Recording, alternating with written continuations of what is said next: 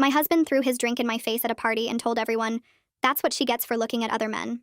We were at his coworker's birthday party when it happened. I was standing by the snack table talking to a woman I'd just met when my husband's friend walked over to grab a chip. I looked up at him the way you look at anyone who enters your space. It lasted maybe 2 seconds. I didn't smile or say anything flirtatious. I just acknowledged another human being existed near me. My husband was across the room, but he saw it happen. He walked over with his glass of red wine and didn't say a word. He just threw the entire drink in my face. The wine went in my eyes and up my nose and soaked through my white blouse. I stood there in shock while he looked at everyone watching and said, "That's what she gets for looking at other men." Nobody moved. Nobody said anything. His friend, who I'd apparently been staring at, looked at the ground like he wanted to disappear. The woman I'd been talking to handed me a napkin and then walked away like she didn't want to get involved. My husband grabbed my arm and said we were leaving. I followed him to the car because I didn't know what else to do. My face was still dripping wine and my eyes were burning. On the drive home, he told me I'd embarrassed him by flirting with his friend in front of everyone. I said I wasn't flirting and that I'd only looked at him for a second. He said that was enough and that I should know better by now. That phrase stuck with me. I should know better by now. It meant this wasn't the first time he'd punished me for something small. It meant there had been other incidents I'd explained away or forgotten or convinced myself weren't that bad. The first year of our marriage, he'd gotten angry when I laughed too long at another man's joke at a dinner party. He didn't throw anything that time. He just gave me the silent treatment for 3 days until I apologized for making him feel disrespected. The second year, he'd accused me of dressing too nicely for work and asked who I was trying to impress. I started wearing baggier clothes to avoid the argument. The third year, he'd checked my phone while I was sleeping and demanded to know why a male coworker had texted me about a project deadline. I showed him the whole conversation and proved it was innocent, but he still didn't talk to me for a week. Every time something happened, I told myself it was a misunderstanding. I told myself he just loved me too much and got jealous easily. I told myself I could fix it by being more careful about how I acted around other men. But throwing wine in my face at a party in front of dozens of people wasn't a misunderstanding. It was abuse. And I finally had to admit that everything before it had been abuse too. When we got home, I went straight to the bathroom to wash the wine off my face. He followed me and leaned against the doorframe watching me. He said he was sorry, but that I'd pushed him to it. He said if I'd just been more aware of how my actions looked to other people, he wouldn't have had to teach me a lesson.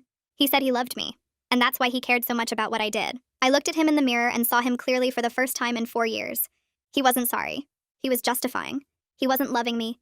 He was controlling me. And the lesson he wanted to teach me wasn't about respect. It was about fear. I told him I understood. I told him I'd try to do better. He smiled and hugged me from behind and said he knew I would. I let him believe everything was fine. I needed him to believe everything was fine. The next morning was Monday, and he left for work at 8 like always. I called in sick to my job and started packing. I took only what I could fit in 2 suitcases: clothes and important documents and the jewelry my grandmother had left me. I left everything else behind. I drove to my sister's house 3 hours away. She opened the door and saw my face and didn't ask any questions. She just let me in and made me tea and said I could stay as long as I needed. That night, my husband called asking where I was. I didn't answer. He called 12 more times and then started texting. At first, the texts were worried. Then they were angry. Then they were threatening. Then they were apologetic. Then they were desperate. The cycle repeated 3 times before I finally blocked his number. My sister helped me find a lawyer who specialized in domestic situations. I filed for divorce the following week. My husband tried to contest it. I woke up Tuesday morning on my sister's couch with dried wine still crusted in my hair. The smell hit me first, sour and sticky, and then came the ache in my neck from sleeping curled up on cushions that weren't meant for a full night. My phone sat on the coffee table where I'd left it face down. I picked it up and saw 37 missed calls. All from him. The number I'd blocked last night had found other ways through. Calls from numbers I didn't recognize that had to be him borrowing phones or using work lines. I deleted the notifications without listening to any voicemails. My sister was already awake in the kitchen and I could hear her moving around, the coffee maker gurgling and cabinet doors opening and closing. I sat up and my whole body felt heavy, like I was moving through water. The reality of what I'd done settled over me in a way it hadn't the night before when I was running on pure panic. I'd left my husband. I'd left my house and my life and everything I knew. There was no taking it back now. My sister appeared in the doorway holding 2 mugs of coffee. She handed me one without saying anything about how I looked or smelled. We sat at her kitchen table and she pulled out a notebook and pen. She said we needed to make a list of everything I had to do. I held the pen, but my hands were shaking so badly I could barely write. She took it from me gently and started writing herself. Lawyer at the top, then bank accounts. Change of address. Get important documents from the house. The list kept growing, filling 1 page and then starting on a second. Each item felt impossible. Each one meant acknowledging that this was real and permanent. I thought about my grandmother's jewelry still sitting in my dresser drawer at home. I thought about the photo albums from our wedding that I'd left behind. I thought about how my whole life fit into 2 suitcases now. My sister wrote down more items. Cancel joint credit cards. Change beneficiaries. Update emergency contacts. The pen scratched across the paper and I watched her handwriting loop across the lines. When she finished, she slid the notebook across to me. I stared at it and felt my throat get tight. She squeezed my hand and told me we'd do it one thing at a time. I called my work after I showered and got the wine smell out of my hair. My supervisor, Matthias, answered on the second ring. I told him I needed to take the rest of the week off for a family emergency. My voice cracked when I said it, and I hoped he couldn't tell I'd been crying. He said, of course, take whatever time I needed. But then his voice got softer and he asked if I was okay. I said yes automatically, the way I'd been trained to say yes for 4 years. He paused and I could hear him breathing on the other end. He told me to take care of myself and that my job would be waiting when I got back. After we hung up, I sat on the edge of my sister's guest bed and cried again. My sister drove me to the bank Wednesday morning. We sat in the parking lot for 10 minutes before I could make myself go inside. The building looked normal, just a regular bank with glass doors and potted plants in the lobby. But walking through those doors meant doing something I couldn't undo.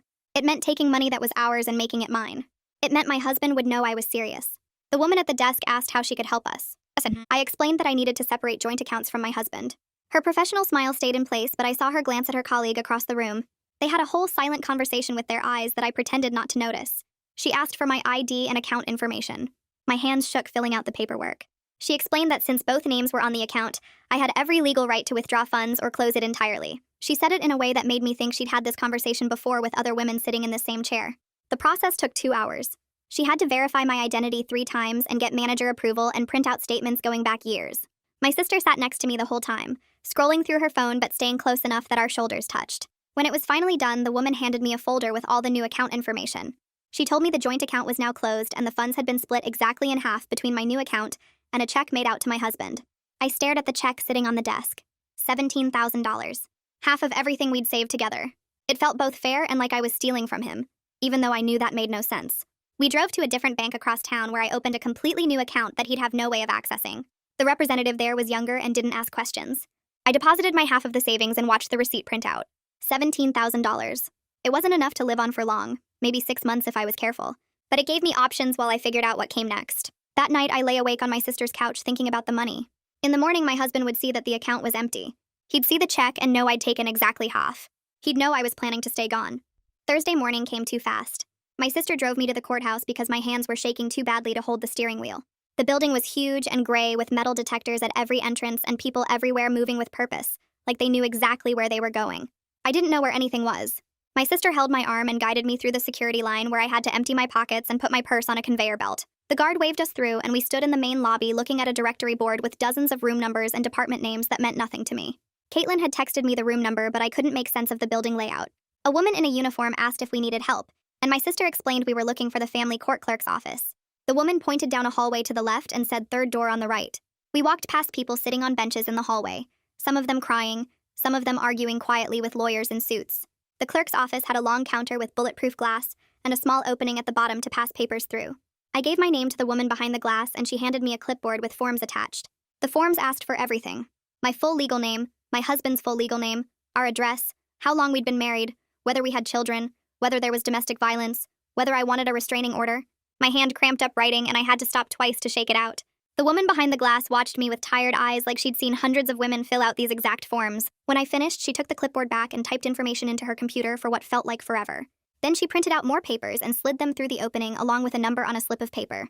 She told me to wait in courtroom 3 and the judge would call my case when it was time.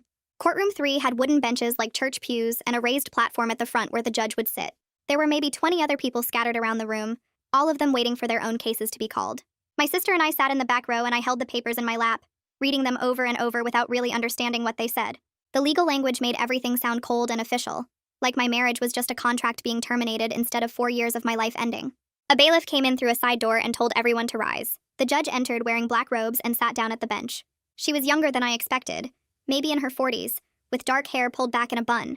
She started calling cases by number, and people would walk up to stand in front of her while she reviewed their paperwork. Some cases took 2 minutes, some took 20. I watched a man try to argue that his ex-wife shouldn't get full custody, and the judge cut him off mid-sentence to tell him that showing up drunk to pick up his kids meant he'd lost the right to argue about custody. Finally, she called my number. I stood up and my legs felt weak walking to the front of the courtroom. The judge looked at my paperwork and then looked at me. She asked if I was requesting a temporary restraining order based on assault and threatening behavior. I said yes, and my voice came out quieter than I meant it to. She asked me to describe what happened at the party. I told her about the wine and about my husband showing up at my sister's house and pounding on the door. She asked if I had any evidence, and I showed her the police report from that night and photos of my wine-stained clothes that I'd taken before washing them. She studied the photos for a long time and then asked if my husband had a history of violent behavior. I started to say no automatically, but then I stopped myself. The silent treatments were violent in their own way. The phone checking was violent. The accusations and the isolation were violent. I told her yes. He had a pattern of controlling and threatening behavior over the past 4 years. She made notes on her computer and then looked up at me again. She asked where my husband worked and where I worked and where my sister lived. I gave her all the addresses. She typed more notes and then printed something out. She signed it and handed it to the bailiff who brought it down to me. It was the restraining order.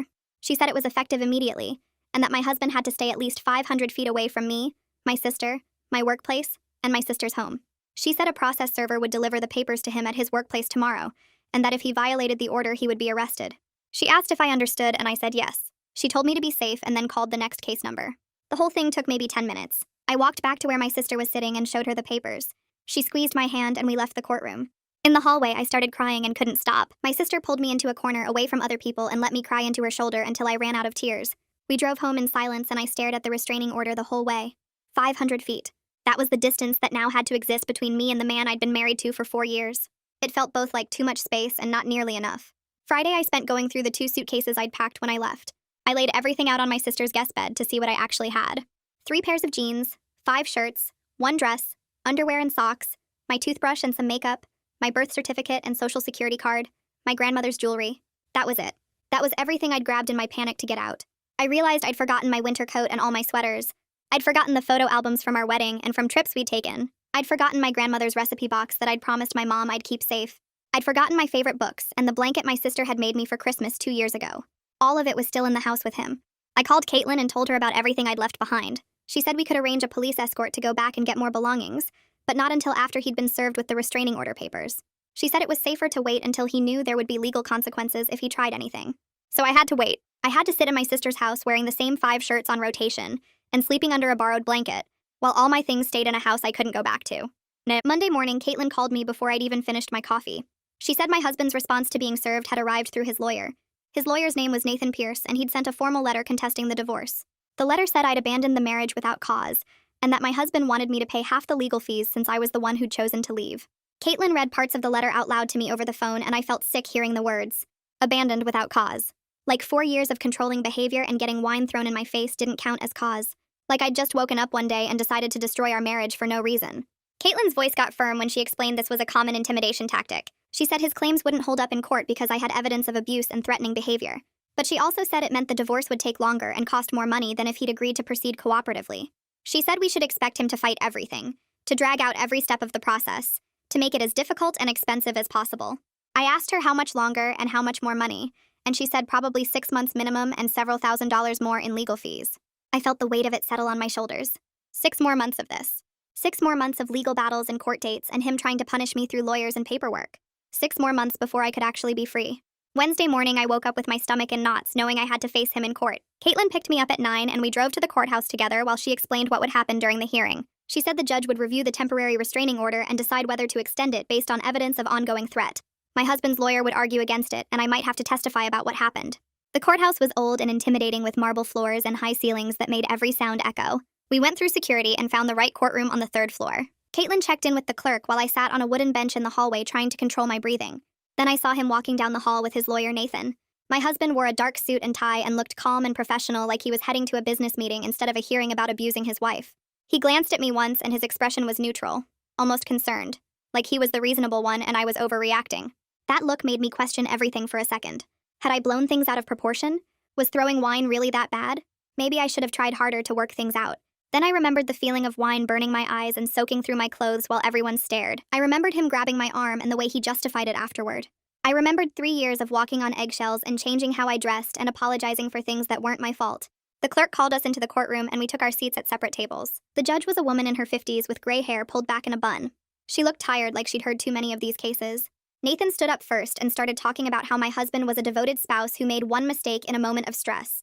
He said the wine incident was a one-time loss of control after I provoked him by openly flirting with his friend at a party. He made it sound like I'd been throwing myself at someone right in front of my husband. Then he talked about my husband showing up at my sister's house and called it a concerned spouse trying to check on his wife who'd disappeared without explanation. He twisted every single thing into a story where I was the problem and my husband was just reacting to my bad behavior. I felt sick listening to him. My hands were shaking and I had to grip the edge of the table to keep them still. Caitlin squeezed my arm under the table and I tried to focus on breathing. Then the judge started reading through the police report from the night my husband came to my sister's house. The officer had described him as aggressive and threatening, pounding on the door and refusing to leave when asked. The judge also reviewed photos of my wine-stained blouse that I'd given to Caitlin as evidence. She looked at my husband over her reading glasses and asked if he had anything to say about the police report. He started to answer, but she held up her hand and said she was extending the restraining order for 6 months. She told him he needed to stay 500 feet away from me, my workplace, and my sister's residence. She said any violations would result in immediate arrest and possible jail time. She looked directly at him when she said it, and her voice was firm. Nathan tried to object, but the judge shut him down and said the evidence was clear that my husband posed a continued threat. The hearing was over in less than 30 minutes. Walking out of the courthouse, I felt both relieved and completely drained. Caitlin reminded me this was just the beginning, and that the actual divorce would involve many more hearings and legal battles. But at least I had legal protection now. At least there were consequences if he came near me. We got lunch at a diner near the courthouse, and Caitlin went over the next steps in the divorce process. That evening, my sister's neighbor, Joanne, knocked on the door holding a casserole dish covered in foil. She said she'd heard I was going through a hard time and wanted to bring dinner. She came inside and set the casserole on the kitchen counter, and then mentioned she had a friend who owned rental properties if I was looking for my own place eventually. Her kindness caught me completely off guard. I'd been expecting everyone to judge me or ask nosy questions or tell me I should have tried harder to save my marriage. But Joanne just smiled and said she'd been through a divorce herself years ago and knew how hard it was. She wrote down her friend's phone number on a piece of paper and told me to call whenever I was ready. After she left, I sat at the kitchen table and stared at the phone number. The idea of having my own apartment felt both exciting and scary. I started looking at rental listings online that night after my sister went to bed. Everything affordable was either too close to my old neighborhood or in areas that didn't look safe based on the street view photos. The nice apartments in good neighborhoods cost more than I could afford on my salary, especially with the legal fees piling up. I realized how financially dependent I'd become during my marriage. My husband had always handled the money and made the big decisions about where we lived and what we could afford. I'd let him take control because it seemed easier than arguing. Now I was looking at tiny studios in sketchy parts of town and doing math in my head about whether I could survive on ramen and still make rent.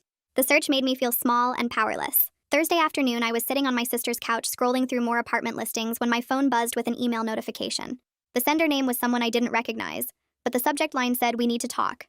I opened it and started reading a long message from my husband about how I was destroying our marriage and throwing away 4 years together. The email went back and forth between apologizing for the wine incident and blaming me for provoking him. He said he loved me more than anything and couldn't understand why I was doing this to us. Then the next paragraph accused me of being selfish and cruel for filing a restraining order and making him look like a monster. He said if I really loved him, I would come home and we could work through this together. The message ended with him begging me to call him so we could talk like adults. Reading it made my chest tight and my hands shake. I called Caitlin right away and read her the entire email. She asked me to forward it to her immediately and said creating a fake email account to contact me was a clear violation of the restraining order. She said the email showed exactly the kind of manipulation and abuse cycle behavior she'd warned me about. The apologies and declarations of love mixed with blame and accusations.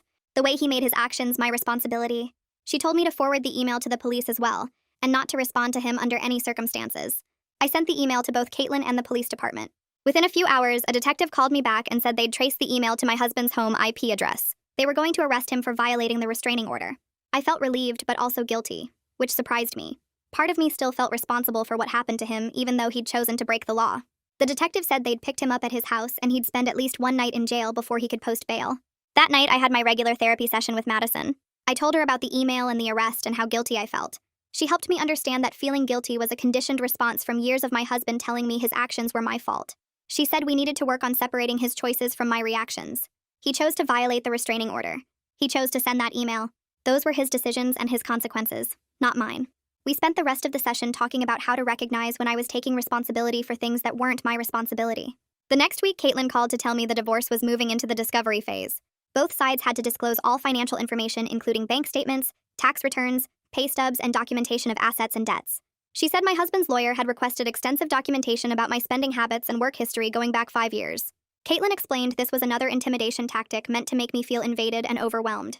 She said we'd comply with reasonable requests, but push back on anything excessive or irrelevant. I spent the weekend gathering bank statements and pay stubs and organizing them into folders. Going through the financial records felt invasive, even though it was required. I could see every purchase I'd made, every paycheck I'd deposited, every bill I'd paid during our marriage. I found the charges spread across 3 months of statements, each one carefully hidden among normal purchases. $200 at an electronics store, $500 at a restaurant I'd never been to, $1,200 at some online retailer whose name I didn't recognize. The amounts got bigger each month, like he'd been testing to see if I'd notice.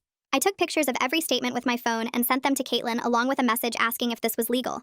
She called me back within 20 minutes and told me to meet her at the police station tomorrow morning because what my husband had done was identity theft and fraud. I felt sick looking at the total again. $8,000 of debt in my name that I hadn't spent or agreed to. Caitlin explained that opening accounts in someone else's name without permission was a crime even between married people, and that the credit card company would likely remove the charges once we filed a police report. The next morning, I sat in a small room at the police station with Caitlin beside me, while a detective took my statement. He asked me to walk through how I discovered the card and whether my husband had ever asked permission to open accounts in my name. I told him no and showed him the statements on my phone. The detective made copies of everything and said they'd investigate, though he warned me that these cases could take months to resolve. Caitlin helped me file disputes with the credit card company that same afternoon. The representative on the phone sounded sympathetic when I explained the situation and said they'd start an investigation into the fraudulent charges. She told me not to make any payments on the account while the dispute was pending. That evening, my sister's phone rang while we were making dinner. She answered it, and her expression changed immediately. She covered the mouthpiece and whispered that it was my husband's parents asking to speak with me. I shook my head and she nodded, then told them firmly that I wasn't interested in contact, and that everything needed to go through lawyers now. I could hear his mother's voice getting louder through the phone, saying something about family and working things out. My sister repeated that all communication needed to go through legal channels and then ended the call. She looked at me and asked if I was okay. I told her yes, but my hands were shaking. The next few weeks, I spent every evening after work scrolling through apartment listings on my laptop. Most places were too expensive or too far from my job or in neighborhoods that didn't feel safe. Joanne stopped by one night and mentioned that her friend owned several rental properties in a quiet area about 30 minutes from where I worked. She gave me the landlord's number and suggested I call him. I reached out the next day and explained that I was going through a divorce and needed a place quickly. The landlord's name was Frank, and he sounded understanding when I told him my situation. He had a one-bedroom available immediately and offered to work with me on the security deposit since I was dealing with legal expenses. I drove out to see the apartment that weekend. It was small but clean with good locks on the doors and windows that faced a quiet street. The kitchen was outdated but functional, and the bedroom had enough space for my bed and dresser. Frank showed me around and explained that most of his tenants were single professionals or people going through transitions. He didn't ask too many questions about my divorce, which I appreciated. I signed the lease 2 days later. Moving day happened on a Saturday exactly 2 months after I'd left my husband. My sister helped me load my 2 suitcases and the few things I'd bought into her car. We drove to my new apartment and carried everything up the stairs to the second-floor unit. The place felt empty with just my belongings scattered around, but it was mine. My sister gave me a housewarming gift that afternoon, a security camera system she'd ordered online. We spent the rest of the day installing cameras at the front door and the windows, and I added extra locks to every entry point. By evening, the apartment was as secure as I could make it. My sister hugged me before she left and told me to call if I needed anything. That first night alone, I barely slept. Every sound from the hallway or the street made me sit up and check the security camera feed on my phone. I got out of bed 4 times to test the locks on the doors and windows. Around 3 in the morning, I finally dozed off but woke up again at dawn feeling exhausted. I had a therapy session with Madison that week and told her about the sleepless night and the constant checking. She explained that this kind of fear response was normal after trauma and that my brain was trying to keep me safe by staying alert to danger. She said it would get better with time and practice feeling secure in my space. Work became the one place where I could focus on something other than the divorce and the apartment and the legal battles. Matthias called me into his office one afternoon and told me he was giving me a small raise and more responsibilities on a new project. He said I'd been doing excellent work despite everything going on in my personal life. The extra money helped with my financial situation, and having more to do at work kept my mind occupied during the day. 3 months after I'd left, Caitlin scheduled the divorce mediation session. She explained that a court mediator named Tristan Winters would help us try to reach agreements on property division before going to trial. The mediation was held in a conference room at the courthouse. I arrived early with Caitlin and we sat on one side of a long table. My husband came in 10 minutes later with his lawyer Nathan. He looked across the table at me with this wounded expression like I was the one who'd hurt him. I felt the guilt start to rise in my chest, but then Caitlin squeezed my hand under the table, and I remembered why I was there. Tristan started by explaining the mediation process and asking us to focus on practical matters rather than emotions. We spent the first hour going through the small stuff and reached agreements on most of it fairly quickly. I'd keep my car and my personal belongings. He'd keep his tools and his sports equipment. We'd split the wedding gifts based on who gave them. But then we got to the house and the car he drove and everything stopped moving forward. My husband wanted to keep both and have me sign over my rights to everything. He argued that he'd paid more of the mortgage and that the house was in a neighborhood close to his work. I wanted my fair share of the equity we'd built together over 4 years of marriage. Caitlin presented documentation showing I'd contributed to the household expenses and helped maintain the property. We went back and forth for over an hour without reaching any agreement. The mediation ended after 3 hours with most of the small issues resolved, but the big ones still deadlocked. Tristan said we'd tried our best, but that some cases just couldn't be settled through mediation. Caitlin walked me to my car afterward and warned me that going to trial would add months to the process and thousands more in legal fees. I told her I understood, but that I wasn't going to give up what I was legally entitled to, just because my husband wanted everything his way. The following week, Madison mentioned a support group for domestic violence survivors that met every Thursday evening at a community center downtown. I was nervous about going, but she said hearing other women's stories might help me feel less alone. I showed up to the first meeting and sat in the back of a circle of folding chairs. There were 8 other women there ranging from their 20s to their 60s. The group leader asked if anyone wanted to share, and one by one the women talked about their experiences. One woman described how her ex-husband had violated his restraining order 6 times before finally leaving her alone. Her story scared me, but it also prepared me for the possibility that my husband might not give up easily. She talked about how he'd show up at her work and her gym and places she went regularly. Each time the police would tell him to leave, but they couldn't arrest him because he was in public spaces. It took 6 violations and 6 police reports before the judge finally took it seriously and put him in jail for a week. The other women in the group nodded like they'd heard similar stories before. I sat there feeling cold even though the room was warm. The idea that my husband might do the same thing hadn't really occurred to me until that moment. I'd been so focused on the legal process and the restraining order that I hadn't thought about what would happen if he decided to test the boundaries. After the meeting ended, I drove home checking my mirrors more than usual. Every car behind me felt suspicious, and I took 3 extra turns just to make sure nobody was following me. The next morning, I stopped at the grocery store near my apartment to pick up food for the week. I was in the produce section comparing prices on apples when I saw him. My husband was standing by the bread aisle looking directly at me. He didn't move or say anything. He just stood there holding a shopping basket and watching me. My hand started shaking so badly I dropped the apple I was holding. It rolled across the floor and stopped near his feet, but I didn't go pick it up. I turned my cart around and walked quickly toward the checkout lanes, even though I'd barely gotten anything. My heart was beating, so hard I could feel it in my throat. I paid for the few items in my cart and left without looking back. In my car, I locked all the doors and sat there for a minute trying to calm down enough to drive. He hadn't violated the restraining order technically. The grocery store was a public place and he was allowed to shop there. But he lived 20 minutes away, and there were 4 other grocery stores closer to our old house. He'd chosen this one because he knew I'd be there. 2 days later, I was getting coffee before work at the shop I'd been going to for the past month. I walked in and saw him sitting at a table near the window with a newspaper. He looked up when I entered and our eyes met for just a second, before I turned around and walked back out. I went to a different coffee shop 15 minutes away, and showed up to work late without my usual morning caffeine. That afternoon, I called Caitlin and told her what was happening. She asked if I had any proof, and I realized I didn't. No photos or videos or anything concrete. She told me to start documenting everything with my phone. Take pictures of him whenever I saw him. Note the date and time and location. Build a record that showed a pattern of behavior. The next time I saw him was 3 days later at the coffee shop again. This time I was ready. I took out my phone and snapped a photo of him sitting there before I left. He saw me do it, but he didn't react. Just went back to reading his newspaper like nothing had happened. Over the next 2 weeks, I saw him 6 more times. Always in places near my apartment or my work. Always in spots where he was technically allowed to be, but where his presence felt threatening. I photographed him every time and wrote down the details in a notes app on my phone. Date, time, location, what he was doing, how long I saw him for. Caitlin filed a motion to modify the restraining order to include these specific locations. We had a hearing in front of the same judge who'd granted the original order. Nathan argued that my husband had every right to shop and get coffee in public places. He said I was being paranoid and trying to control where my husband could go. The judge looked at my documentation. 9 sightings in 2 weeks at locations near my home and workplace when my husband lived and worked in a completely different area. She asked Nathan why his client needed to shop at a grocery store 20 minutes from his house when there were multiple options closer. Nathan said it was a free country and people could shop wherever they wanted. The judge wasn't buying it. She added the specific locations to the restraining order and warned my husband that his pattern of behavior looked like stalking. She said if he continued showing up in places where I regularly went, she would consider it harassment regardless of whether they were public spaces. After the hearing, I felt safer, but also more isolated. I couldn't go back to my regular grocery store or coffee shop without risking another violation. I had to find new places and new routines, which meant giving up the small sense of normalcy I'd been building. At work that week, Rachel stopped by my desk and asked if I wanted to come to her book club. She said they met every other Thursday evening at a member's house, and this month they were reading a mystery novel. I almost said no automatically. The idea of being social and sitting in a room with strangers felt exhausting. But then I thought about how my entire life had become legal battles and therapy appointments and watching over my shoulder. Maybe spending an evening with normal people doing normal things would be good for me. I told Rachel yes, and she smiled and said she'd text me the address. The book club met at a house in a neighborhood I'd never been to before. I showed up with the book I'd barely had time to read, and a bottle of wine I'd picked up on the way. Rachel introduced me to the other women. There were 6 of them ranging in age from late 20s to early 50s. They were friendly and welcoming, and nobody asked why I was there or what was going on in my life. We talked about the book for about an hour. I hadn't finished it, but I'd read enough to follow the conversation. Then we moved on to other topics. Someone's daughter was applying to colleges. Someone else had just gotten a promotion at work. Normal, everyday things that had nothing to do with restraining orders or abusive husbands. One woman mentioned she'd gone through a difficult divorce a few years back. She didn't go into details, but she said it had been one of the hardest things she'd ever done, and that she'd come out the other side stronger than she expected.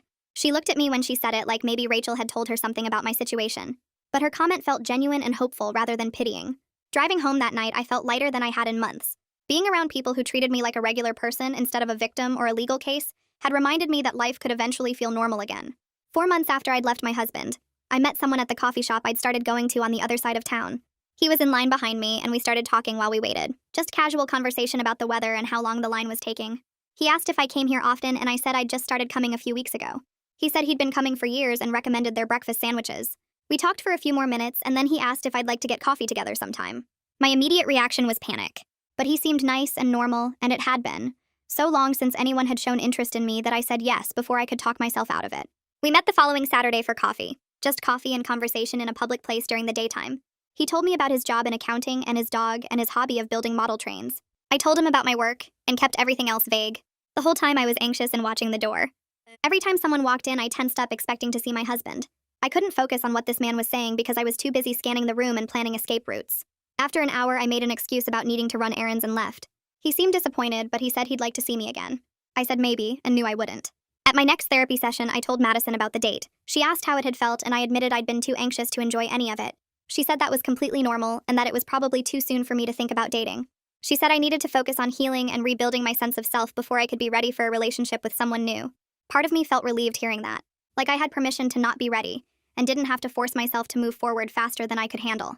Madison said healing wasn't linear, and that I shouldn't rush myself just because I thought I should be over things by now. 6 months after I'd filed for divorce, Caitlin called to tell me the trial date had been set.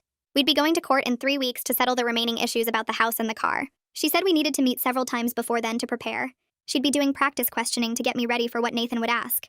She warned me that he would try to make me look bad. He'd bring up things I said or did and twist them to make it seem like I was the problem in the marriage. She said I needed to stay calm and stick to the facts no matter what he said. We met at her office 3 times over the next 2 weeks. She asked me hard questions about the wine incident and the years before it. She pushed me on details and challenged my answers the way Nathan would. By the 3rd practice session, I felt more confident but still scared about having to face my husband in court again. The week before the trial, my husband sent flowers to my workplace. The delivery person brought them to my desk with a card attached. I didn't open the card right away. I just stared at the bouquet knowing it had to be from him. Rachel was walking by and saw the flowers and asked if everything was okay. I opened the card and read it. The message said he forgave me and wanted to start over. That we could fix things if I just came home. My hands started shaking again. I told Rachel I needed to refuse the delivery. She helped me carry the flowers back to the front desk and explained to the receptionist that I couldn't accept them. Then I called the police and filed a report for violating the restraining order. The officer who took my report said sending flowers to my workplace was a clear violation since the order prohibited any form of contact. He said they'd be issuing a warrant for my husband's arrest. My husband was arrested that evening and spent 3 days in jail before his bail hearing. At the hearing, Nathan argued that his client was just a man trying to save his marriage, and that sending flowers was a romantic gesture, not a threat. The judge looked at Nathan like he was insane. She pointed out that my husband had been explicitly ordered not to contact me in any way, and that he'd now violated that order multiple times. She extended the restraining order for another full year, and set a higher bail amount. She told my husband that if he violated the order again, he'd be spending significantly more time in jail. Watching him get led back to the holding cell, I felt both satisfied and scared. Satisfied that he was finally facing real consequences. Scared about what he might do when he got out and realized I wasn't going to back down. The trial happened on a cold morning in late winter. I woke up at 5 because I couldn't sleep anymore, and sat in my apartment watching the sun come up through my window. My hands kept shaking when I tried to hold my coffee cup. I got dressed in the clothes Caitlin had helped me pick out the week before. Nothing too nice that would make me look like I was trying too hard. Nothing too casual that would make me look like I didn't take this seriously. Just a simple navy dress and flat shoes that wouldn't make noise when I walked into the courtroom. My sister picked me up at 7 and we drove to the courthouse in silence. She kept glancing over at me like she wanted to say something encouraging, but couldn't find the right words. Caitlin met us outside the courtroom at 8:15. She went over everything one more time about how to answer questions and what to expect from Nathan. She told me to look at the judge when I spoke, and to take my time with my answers. The courtroom was smaller than I expected. There were only about 20 seats for observers, and most of them were empty. My husband sat at a table on the other side with Nathan beside him. He was wearing a suit I'd never seen before, and his hair was cut shorter than usual. He looked like a different person.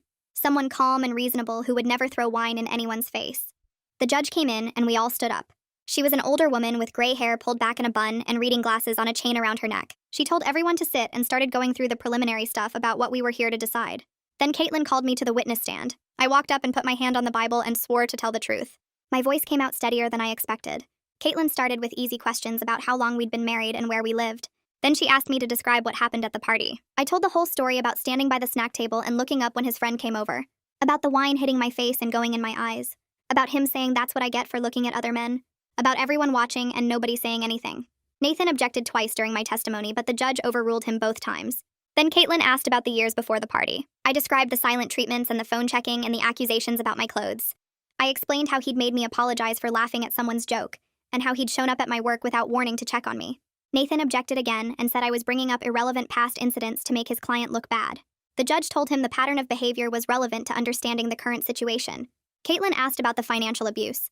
I told her about finding the credit card he'd opened in my name, and the $8,000 in charges I never made, about how he'd controlled all our money and made me ask permission to buy anything. Nathan stood up and said I was exaggerating normal marital financial management. The judge told him to wait his turn. Then Caitlin asked about what happened after I left. I described the phone calls and texts, the showing up at my sister's house, the fake email account, the flowers he sent to my work after the restraining order. Nathan tried to object again, but the judge cut him off and told him she'd hear his side when it was his turn. When Caitlin finished, Nathan stood up to cross-examine me. He asked if I'd ever been diagnosed with any mental health conditions. Caitlin objected and the judge sustained it. He asked if I'd been faithful during the marriage. I said yes. He asked if I'd ever lied to my husband about where I was going or who I was with. I said no. He asked if I thought it was normal for a wife to run away without warning and take half the money from their joint account. I said I didn't run away. I left an unsafe situation. He asked if I had any proof the wine incident actually happened the way I described. I said there were dozens of witnesses at the party. He asked if any of them had come forward to testify. I said no, but that didn't mean it didn't happen. He kept pushing and trying to make me sound vindictive or unstable, but I stayed calm and stuck to the facts like Caitlin had taught me. When he finally sat down, I felt exhausted, but relieved it was over. The judge called a 15-minute recess. My sister came up and hugged me in the hallway outside the courtroom. She said I did great, and that anyone watching could see I was telling the truth. When we went back in, Caitlin called my sister to testify. She described the night I showed up at her door with wine still in my hair. She talked about how scared I looked and how I kept checking the windows like I thought he might follow me. She described him pounding on her door at midnight and shouting that I needed to stop being dramatic. Nathan tried to make it sound like she was biased because she was my sister, but she stayed calm and factual. Then Caitlin called Rachel from work. Rachel testified about work events where my husband would show up were uninvited and stand too close to me. About how he'd call the office multiple times a day to check on me. About how I'd started wearing baggier clothes and stopped going to happy hours. The judge took notes the whole time and asked a few questions of her own. After Rachel finished, Nathan called my husband to testify. He walked up to the stand looking sad and defeated. He talked about how much he loved me and how he'd made mistakes, but that I was blowing everything out of proportion. He said the wine incident was a one-time loss of control after I'd been flirting with his friend all evening. He said checking my phone was normal because he'd been worried about me working late so often. He said showing up at my sister's house was just trying to make sure I was safe. His performance was good. Too good. I started worrying the judge might actually believe him. Then Caitlin stood up to cross-examine. She asked about the credit card. He said he'd opened it for household expenses and that I knew about it. She pulled out bank statements showing the charges were for things like bars and restaurants I'd never been to. He said he couldn't remember every purchase. She asked why he'd used my name and social security number without asking me first. He said it was easier that way. She asked if he thought that was legal. He started getting frustrated. She asked about the restraining order violations. He said sending flowers wasn't a crime. She asked if he'd read the order that specifically said no contact of any kind. He said the order was ridiculous. She asked if he thought he was above the law. His voice got louder. He said I'd turned everyone against him and made him look like a monster when all he'd done was love me too much. The judge told him to lower his voice. Caitlin asked if throwing wine in someone's face was how he showed love. He slammed his hand on the witness stand and said I'd pushed him to it. The judge told him that was enough and excused him from the stand. He walked back to his table breathing hard, and Nathan looked like he wanted to disappear. The judge said she'd take a week to review everything and issue her ruling. We all stood up and filed out of the courtroom. My husband tried to make eye contact with me, but I looked straight ahead and walked past him. Caitlin said she thought it went well, and that his outburst had probably helped our case more than anything. A week later, Caitlin called to tell me the ruling had come through. The judge granted the divorce. She awarded me half the equity in the house, which my husband had to refinance to buy out my share. She assigned him responsibility for the fraudulent credit card debt. I also got to keep my car and my grandmother's jewelry, which he'd been refusing to return. The judge's written ruling included language about recognizing the pattern of controlling and abusive behavior. Reading those words felt like validation, that what I'd experienced was real and serious. My husband had 60 days to refinance the house and pay me my share of the equity. Caitlin warned me he might try to drag this out or hide assets, but the court order gave us enforcement options if he didn't comply. 6 months after leaving, I received a check for $43,000 from the house refinance. I sat in my apartment holding the check and crying because it meant I could finally breathe. It was enough to build a real emergency fund and feel financially secure for the first time since I'd left. I used some of the money to pay off my legal fees, which had been hanging over me for months. I put a down payment on a reliable used car to replace the one I'd been sharing with my husband. I bought real furniture for my apartment instead of the secondhand stuff I'd been using. Having my own things in my own space felt like reclaiming my identity piece by piece. My husband made one last attempt to contact me through a mutual friend, asking if we could talk about reconciliation now that the divorce was final. I told the friend to pass along that I had nothing to say, and to please respect my boundaries. The friend said my husband seemed really broken up about everything and maybe I should give him another chance. I said no and hung up. At my next therapy appointment, I told Madison about the contact attempt. She asked how it made me feel. I said mostly angry that he still thought he could manipulate me through other people. She said that was a healthy response and showed how much progress I'd made. We decided to reduce therapy to once a week since my trauma symptoms were becoming more manageable. I still had bad days where the hypervigilance came back and I checked all my locks 3 times before bed. I still had nightmares about wine dripping down my face and everyone watching. But I also had good days where I felt strong and capable and free. 7 months after I left, Matthias called me into his office on a Tuesday afternoon. I walked in expecting another project assignment, but he gestured to the chair across from his desk and closed the door behind me. He said he'd been watching my work closely since I'd come back from my time off, and that I'd shown growth he hadn't expected. He said most people going through what I was dealing with would have let their performance slip, but mine had actually improved. He offered me a promotion to senior analyst with a 20% raise and leadership responsibilities for the team's biggest client accounts. I sat there processing what he'd just said, because part of me still expected punishment for taking up space or asking for too much. He asked if I needed time to think about it, and I said no, I accepted. He smiled and said he'd have HR draw up the paperwork and that the promotion would be effective next month. Walking back to my desk, I felt something shift inside me, like maybe I was actually capable of building something good from the wreckage. That evening at the support group, I mentioned the promotion during check-in, and the other women clapped for me. One of them asked if I'd be willing to mentor a new member who'd just left her husband 2 weeks ago and was struggling with the same shame spiral I'd been stuck in months before. I said yes without thinking about it because helping someone else navigate what I'd been through felt like giving purpose to all the pain. Her name was Jennifer, and she had this lost look I recognized from my own mirror 6 months earlier. We exchanged numbers after the meeting, and I told her she could text me anytime, day or night, if she needed to talk, or just needed someone to remind her she wasn't crazy. Over the next few weeks, I met with Jennifer for coffee twice and talked her through the practical steps of separating finances and finding a lawyer. Listening to her story made me realize how far I'd actually come, because the things that had felt impossible to me 7 months ago now felt like basic survival steps I could explain clearly. The support group became the anchor point of my week, the place where I could be honest about the hard days without anyone trying to fix me or tell me to move on faster. 8 months after I left, I was making dinner in my apartment when I realized I'd gone an entire week without thinking about my ex-husband. I hadn't checked the locks obsessively, or looked over my shoulder in parking lots, or rehearsed what I'd say if he showed up somewhere. The hypervigilance that had been my constant companion was fading so gradually I hadn't noticed it leaving. I stood at my kitchen counter crying into a cutting board full of chopped vegetables, because the absence of fear felt almost as overwhelming as the fear itself had been. I was learning to trust my own judgment again, to believe that when I looked at someone, it was just looking, and not an invitation for punishment. I had a good job that I'd earned through my own work, a safe apartment that was entirely mine, friends who knew what I'd survived and supported me anyway. I was building confidence in recognizing red flags early, in knowing what healthy boundaries looked like, in understanding that love shouldn't require me to make myself smaller. The journey wasn't finished, and I still carried the weight of what had happened in my body's reactions, and my careful way of moving through the world. But I'd survived something I wasn't sure I'd survive, and that counted for more than I'd known it could. I was genuinely proud of who I was becoming, someone who could look at her reflection and see strength instead of shame.